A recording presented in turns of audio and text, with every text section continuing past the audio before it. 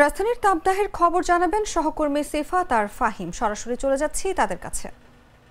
মাঝারি ও তীব্র তাপদাহে পড়ছে জনজীবন। গতকাল থেকে শুরু হওয়া মাঝারি ও তীব্র তাপদাহে রাজধানী সহ দেশের বিভিন্ন জায়গায় তীব্র তাপমাত্রা রেকর্ড করা হয়েছে আবহাওয়া অধিদপ্তর থেকে। এবং আজকে সকাল থেকে আমরা রাজধানীর বিভিন্ন জায়গায় ঘুরেছি এবং আমরা যেটি দেখেছি তীব্র তাপমাত্রাকে ঘিরে জনজীবন কিন্তু অনেকভাবেই বিঘ্নিত হচ্ছে। এবং যারা খেটে খাওয়া মানুষরা রয়েছেন তারা কিন্তু আমাদেরকে জানিয়েছেন রাজধানীতে অন্যান্য দিন তাদের কাজ করতে যতটুকু নাজেহাল না হতে হয়েছে, তীব্র গরমকে ঘিরে কিন্তু তাদেরকে অনেক নাজেহাল হতে হয়েছে। এবং তীব্র গরমকে ঘিরে কিন্তু শরবতের দোকানগুলোতে বেড়েছে ক্রেতা সমাগম এবং ব্যস্ত সময় পার করেছেন শরবতের যে বাহারি দোকানগুলো রয়েছে সেই দোকানগুলো।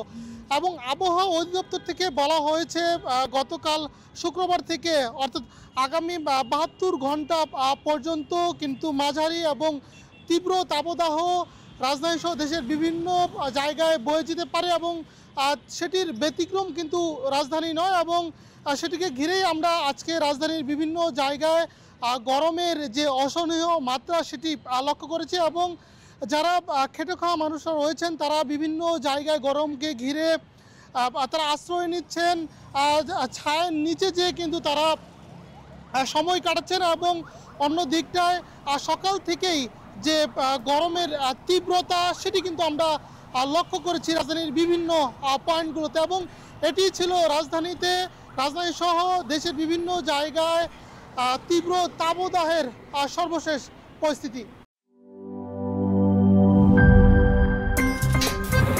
আমার একটা স্মার্ট সিদ্ধান্তে 25% গ্যাসের খরচ কমেছে। ভাবছেন কিভাবে?